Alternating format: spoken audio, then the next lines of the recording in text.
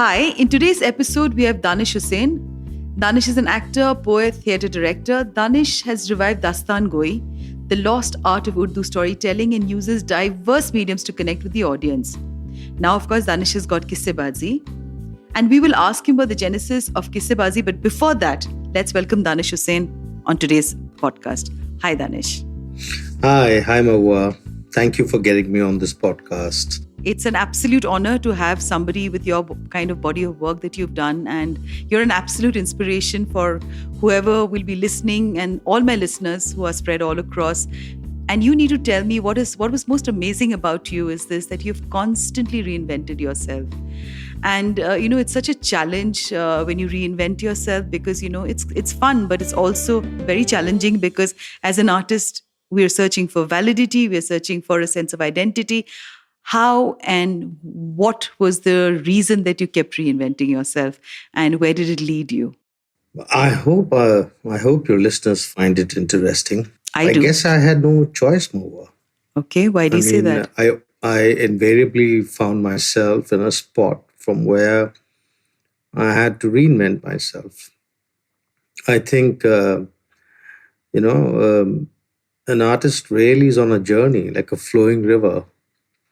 And you can't be contained. You have to flow. You have to basically move on till you finally go and meet the ocean. So I think it's really, I just found myself in places and spots where I had to reinvent. It was like you hit a cul-de-sac and you have to reverse and get yourself back on the road. You can't be stuck in the cul-de-sac. So it was really that. And otherwise, also, I think the kind of age we live in, it's memory is short, things are fast-paced, technology makes everything obsolete.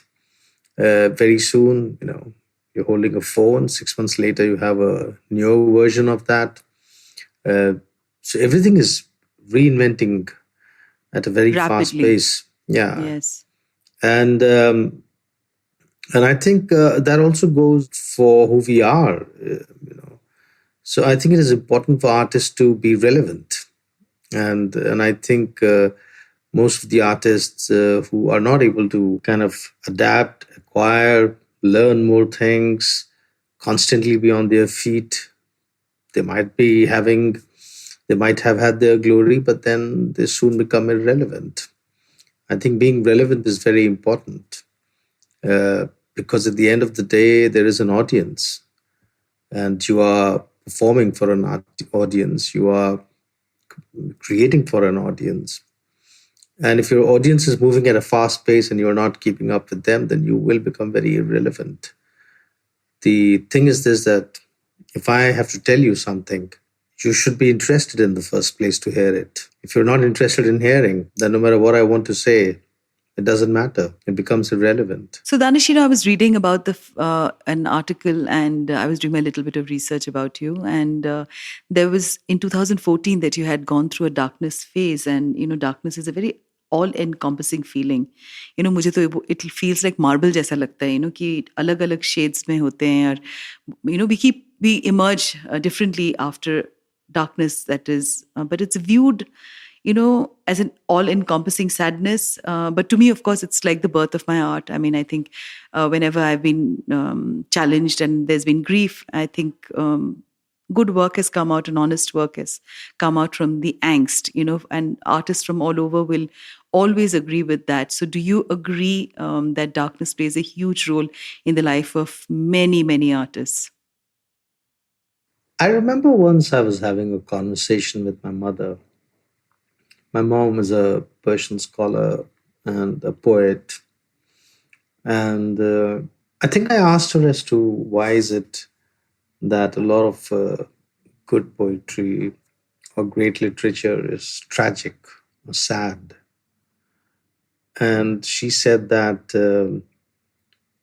we are at our most vulnerable when we are sad. And when you are very vulnerable, that is also the time when your heart is receiving a lot, is willing to receive a lot. You're more open, you're more susceptible to newer things. And I think an artist likes being in this kind of a situation where you are in a state of vulnerability and receiving things, which reminds me of another incident when I was preparing a musical performance with Vidya Shah on Begum Akhtar, and I was doing my research on Begum Akhtar. There was this funny anecdote which said that Begum Akhtar often would thrive on sadness. And if she would find that everything is going well in her life and there is no sadness, she would instigate a fight with a friend so that the relationship goes sour for a few days, and and then she could be sad about that, and that would help her with her music. And that in some way linked to what my mother said, that you are vulnerable when you are sad, and a state of vulnerability is also the state when you are willing to receive, and you're open to newer things. So I think, what was your question, Mohua? I've forgotten that. I've gone on a Doesn't trail. matter. That's how it should be in a podcast. We're just sitting opposite each other and talking to each other. And in spite of the distance, I can just, through your voice, I can see you. And I'm talking about how do you, how would you Ah, define yeah, you asked artist? me about the 2014 question. 2014 question. Yeah. So yes, Yeah. I think, I don't know. I mean, I don't really think too much about myself. So there is really no ready answer as to what do I do when I'm sad, or Do you enjoy sadness? no, not really. I'm a very gregarious, fun kind of a person. I Yeah, like there teasing is. people a lot. Yeah, there is this Uh, gregarious, fun person, but is there a part where you actually sit down and you're quiet and you look back and you reflect back? And those moments also are very, very precious, I would believe, for a lot of people who are intense. And so, do you have those moments, Danish? well, by the time you reach my age, you've had all kinds of moments in your life. Why do you say that? Well, when you've lived half a century, then you really have experienced a lot in your life. Okay. And what are the ones that you remember the most? All sorts of moments, Mawa. Okay. So to say that I've not experienced anything is really not a correct claim, because by the time you hit 50, you kind of experience more or less a lot of stuff, almost every stuff that you can. Somehow I found myself always as a person who is not willing to go down, who doesn't want to go down, who would not let himself go down. Wonderful. I I always, yeah, I'll be like the last man standing, but I will fight. I'll keep fighting. I'm not willing to give up. So, in some sense, despair doesn't really happen with me. Okay. I can recall moments of despair in my life, but then it's not there. It can't pull me down for long. I mean, I remember when I resigned from the bank at the age of 32 and became an actor, and then first 3 years, nothing really was happening. Some odd performance here, some odd performance there. And you know how theater is. We really don't have much professional theater which can sustain you. So it's really amateur Yes, theater. it is. Yeah. There was a point when, after 3 years, I was thinking, where now? It's not heading anywhere. I don't have a game plan, and it's not heading anywhere. Am I kind of condemned to this kind of a life forever? And I reflected on it and I said, no, I'm not condemned to a life like this. If I don't like this life, I need to change it, which was the decision I took when I resigned from my job. So I changed it again. Were you scared when you quit your banking job, because that would have been a completely regular income coming No, I in? was not scared. I was frustrated. Okay. What did you do the first day when you quit? Did you feel that sense of relief, and what did you do? Do you still remember that? No, not really, because it was a process. When I resigned, my boss was not willing to believe that I want to be an actor. So he just sat over my resignation letter for 2 weeks. And he thought I'm going to some rival bank and I'm not disclosing it. And he kept saying He that, was insecure. look, yeah, look, we will run into each other somewhere, So be truthful and tell me, which bank are you going to? And I said, no, I'm not. I am resigning. I will become an actor. And after 2 weeks, he kind of thought that this man has gone mad. And he says, yeah, he says, okay. I'll forward your resignation letter to the HR department. Okay. So it was not really like I resign and the next day, I don't have an office to go to. After I resigned and my resignation got accepted, I had a probation period or like a send-off period Yes. Yeah, yeah, yeah. for 3 Notice period months. that you need to give. Notice Yes. period, whatever. Huh. Look, I've even forgotten the jargon. I've been so out of it for so long. So I had to work for another 3 months. So I remember I resigned in July 2002, and I continued working till October. Yeah, something like October, and then I recall that in October, I had my notice period was to finish, but then some 4 days, 5 days later, Diwali was there, and the branch that I used to work was 365 days, so there was no holiday. So my boss kind of requested, "Can you stay till Diwali?" Because most of the staff people want to take off, and I said, "Okay, fine, I'll do that." So I recall Diwali was really the 2002 Diwali was really my last day at the work. Tell me a little about your childhood, Danish. What do you remember the most? Were you close to your mother? Were you close to your father? How did this whole thing about storytelling and this whole thing that you have about you, about reinventing, where did that resilience come from? Who would you attribute it to, in your life? And a little bit about your childhood, of course. I'd love for the listeners to know where you grew up. I grew up in Delhi. Okay. I wasn't born in Delhi because at that time in families, it was normally the custom that when the girl has to deliver, they go back to their parents' house. Okay. So my grandparents, my maternal grandparents were in the village. So my mom went to the village. Where? Which is UP, Ghazipur. Okay. Near Banaras. And so I was born there, but when I was just 2-3 months old, my mom came back to Delhi. So I lived all my life in Delhi. I grew up in a very very literary kind of a background atmosphere. My family was replete with scholars and academicians and writers and poets and thinkers, and so it was very normal to kind of talk in poetry and to admonish in poetry. Even when my mom would get upset with me, she would quote a Ghalib or an Iqbal or a Sadi or a Hafiz. Admonished with poetry. Yeah. That's the first time I've heard that. Wonderful. So we thought this is the normal way. That's what happens in everybody's house. When uncles would visit and aunts would visit, there would be post-dinner kind of, conversations happening where people are like just quoting. Yeah, it's like bedbazi. Yes. In Bengali, it's called the adda, where you sit down and you discuss films. Addabazi, yeah. I mean, adda is also called in North India also. Yeah. But particularly bedbazi, where you quote a couplet with around a particular theme, and somebody has to respond by quoting a similar kind of a couplet by some other poet, and it goes on till one person exhausts and cannot quote any other couplet on that theme. Okay. And I remember my father and my uncle. My uncle would visit from London, and my father and they would like post in us, sit down, and it would go on to like 3 in the morning, 4 in the morning, and we all would be agog.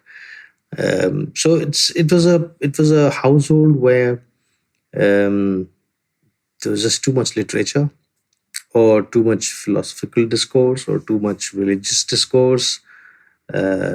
So I grew up in that kind of an atmosphere, and I thought this was really, really normal thing. It's only when I became a little more adult, like I realized that I live in a very unusual household.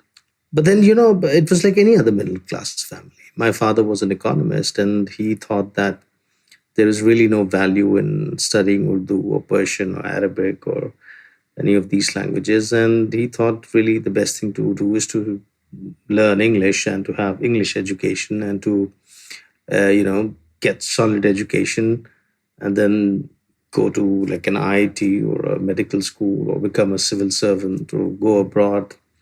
the usual economic insecurity that middle class have. Yes, absolutely. That their children should be well educated and they should make sure that they have lucrative careers and they earn well enough and they don't have to feel the hardship which the generation before us felt.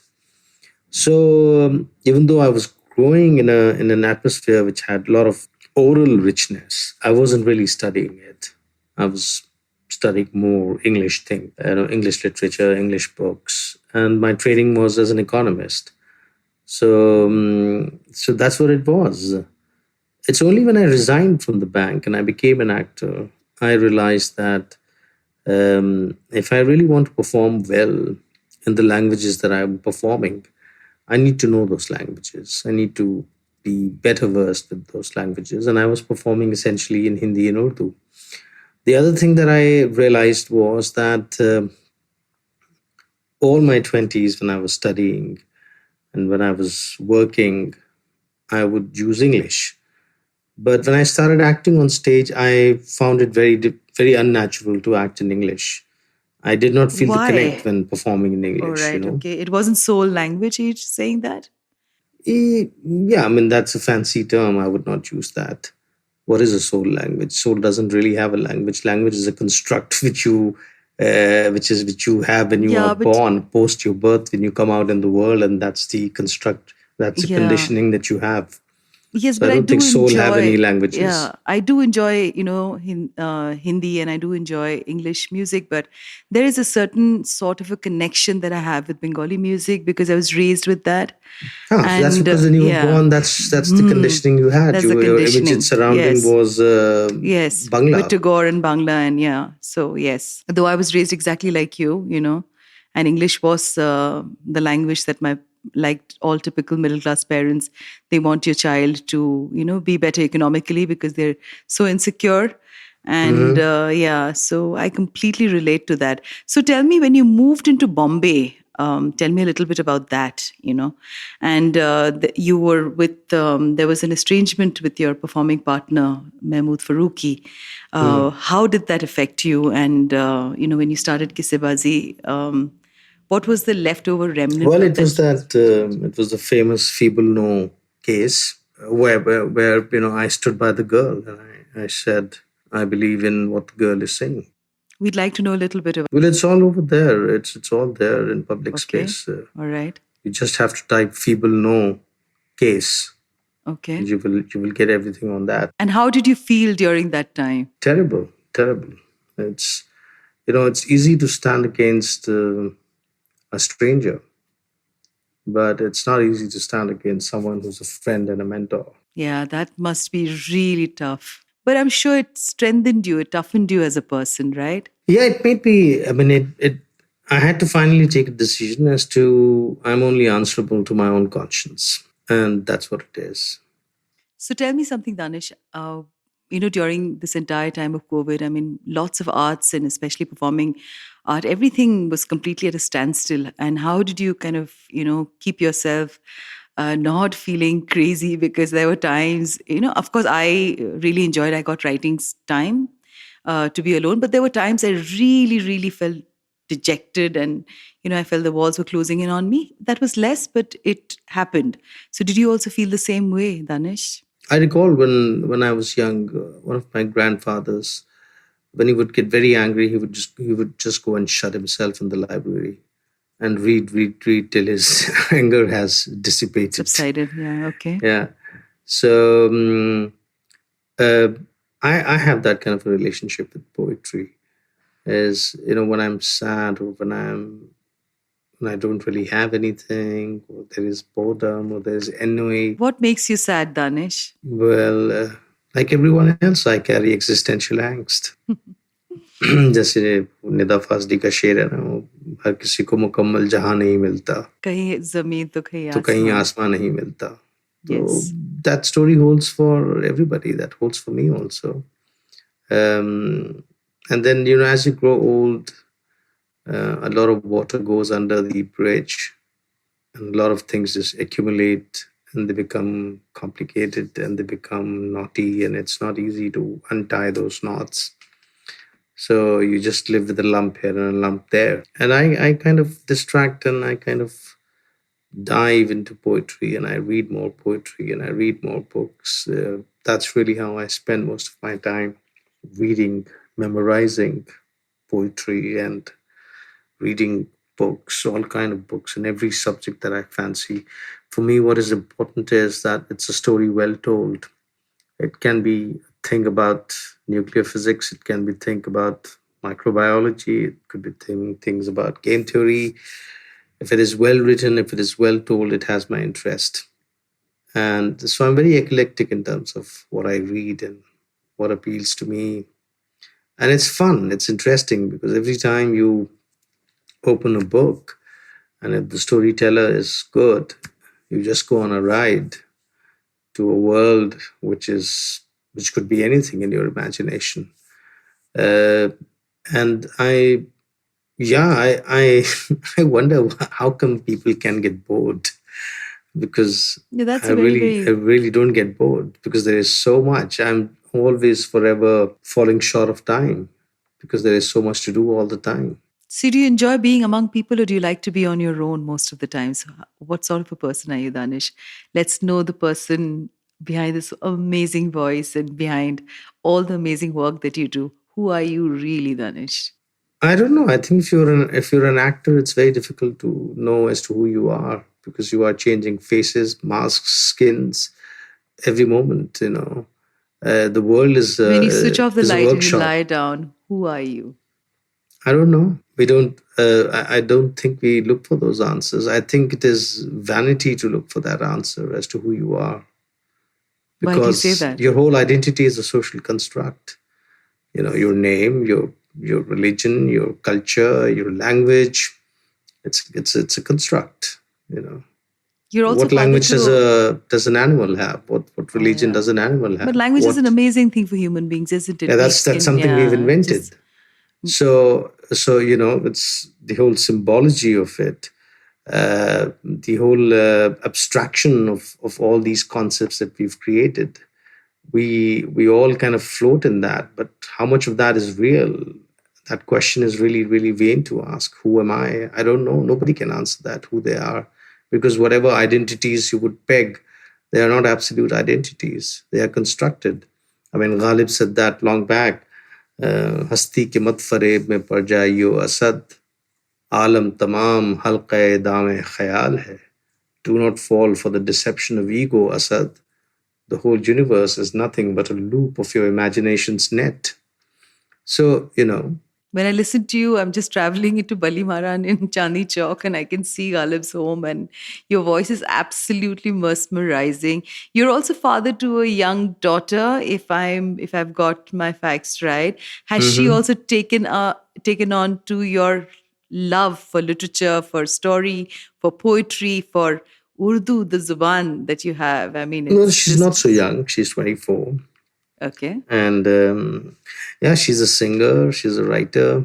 Wonderful. She wants to learn Urdu right now, but I think her first language is very much English. And she's an excellent writer. I think she's a better writer than me. And she's a great singer. What sort of So, music yes, is she's very this? Yeah? much, Okay. yeah, she's very much Into the arts. into the arts. Wonderful. So, you know what, Danish, there's no way that you can get away from me today without reciting one of your favorite nazms and one poem. And because I'm just melting, I'm shutting my eyes and listening to your voice, and you've got the most gorgeous voice ever. And so I have to listen to your favorite nazm, and Oh, all our thank you, listeners Mohua. will have to listen to you.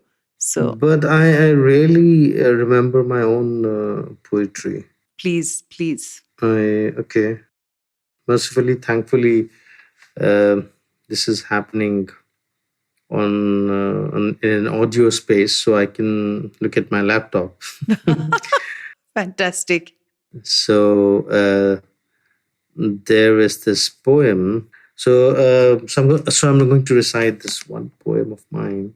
I'm also trying to find the English translation of that, which my great friend Mustansir Dalvi, the English poet, He's very kind to me. So what he does is that when I write sometimes, I mean, I write in English also, but sometimes when I write a poem in Urdu, Mustansir happily translates that poem for me. So that is very, Kind of him to do that. I'm yeah, sure everybody would do extremely that for the generous. kind of work that you do. You're an amazing human being, Danish Hussain.